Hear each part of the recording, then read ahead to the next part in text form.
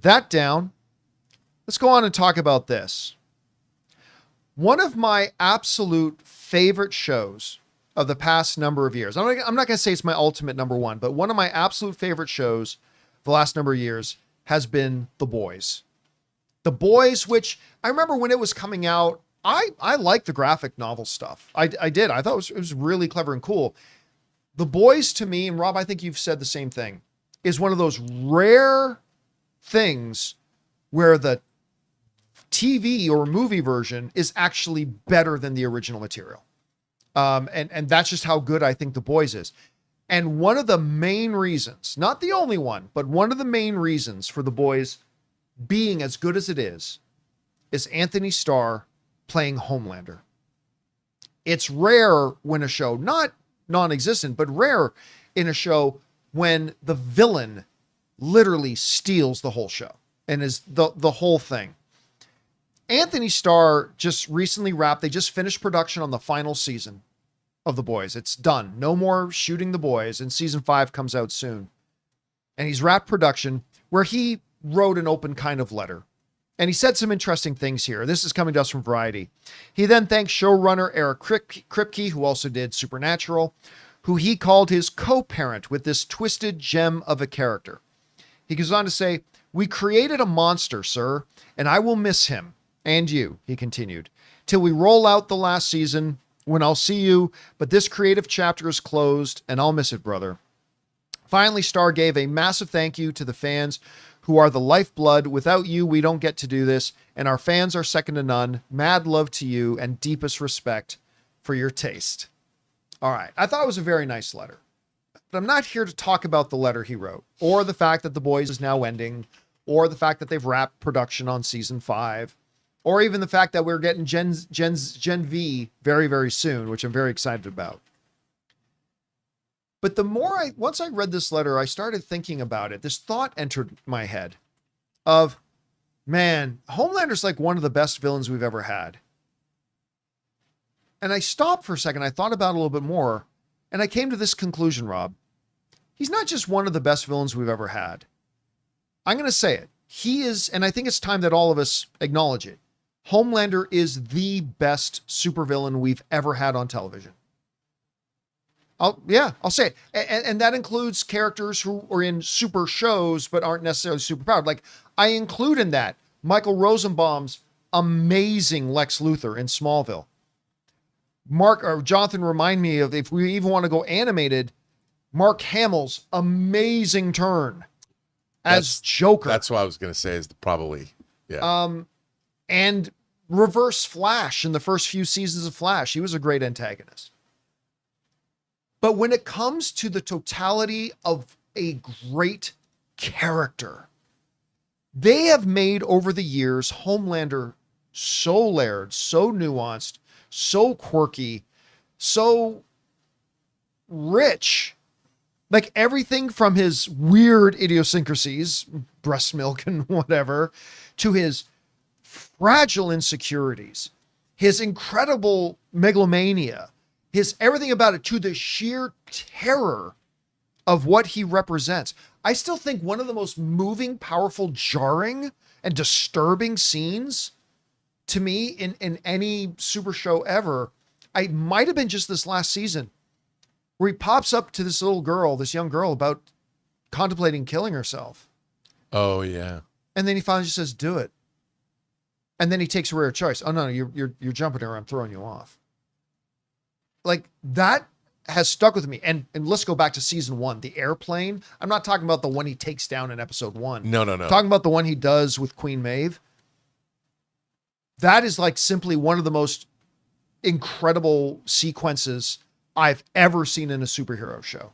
Like that elevated that show right in season 1 from not just being a great superhero show, it made it a truly great television show, period. And Homelander is, I think, when I really stop to think about it, Rob, not only do I think the best one we've ever had as a totality, as a character, as a whole, and as a villain, who is truly horrifying and terrifying. I mean, that one scene when he goes back to the scientists who helped create him. Oh. Horrifying.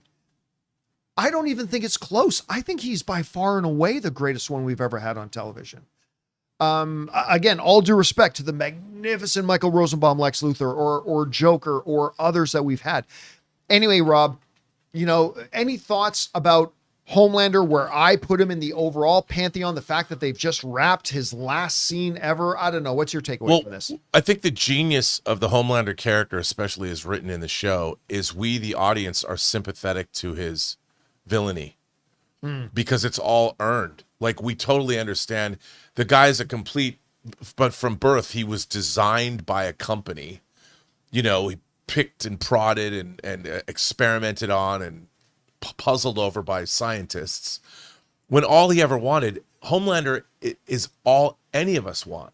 He just wanted to be loved and respected and cared for. And what we see is what happens to somebody. And by the way, he's a stand-in for the rot, I think, at the center of American culture, which is why it's so relevant. How many people have we seen that are neglected, that aren't loved, children, and they grow up, they're never given a chance.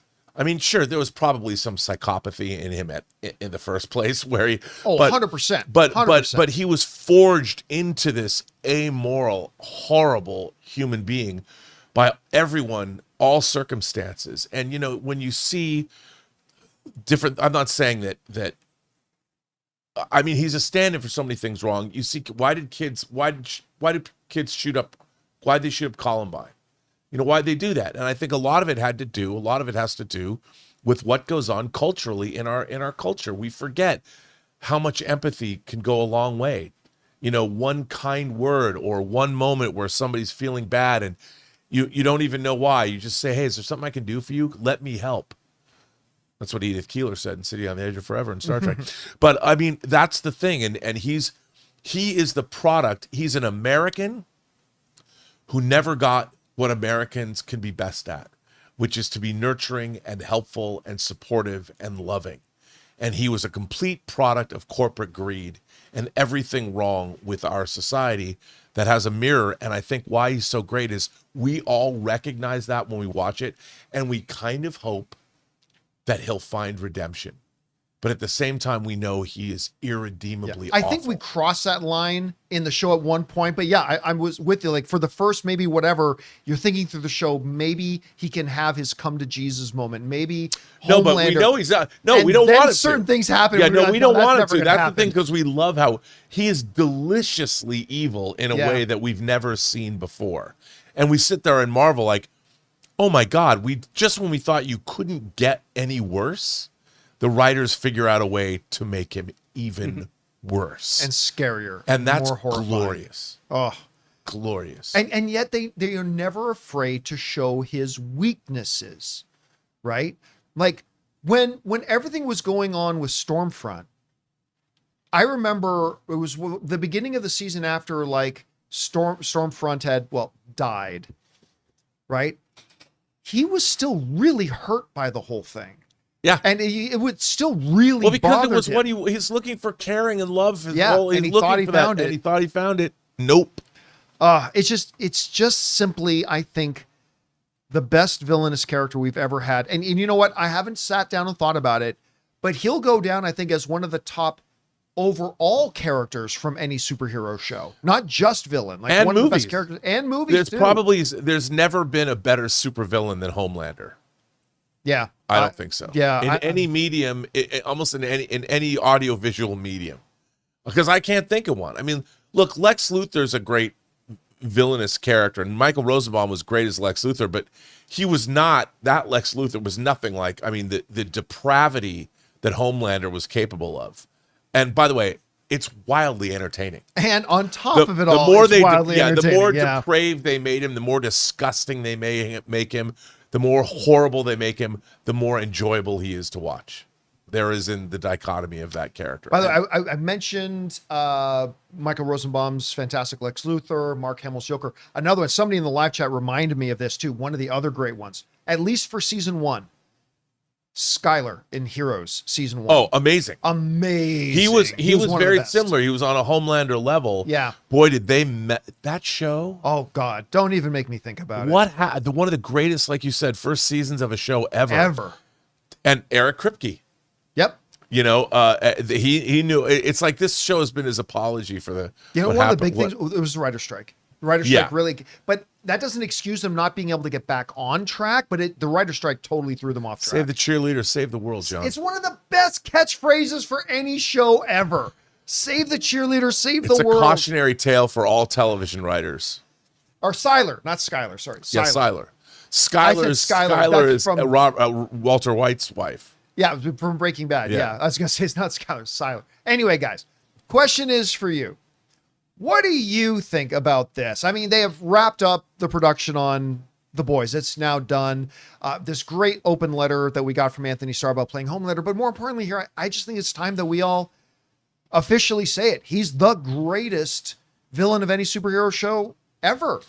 And I don't even think by a small margin, maybe by quite a bit. Anyway, however you see it, it's a subjective thing, obviously. Jump down to the comment section below and let us know your thoughts. Hey guys, thanks so much for watching this video. Make sure you like the video, leave a comment, and subscribe to our channel. And don't forget, we have a daily podcast called the John Campea Show podcast, available on Apple Podcasts, Spotify, or your favorite podcasting app of choice. Go and subscribe to it today so it'll be there when you need it.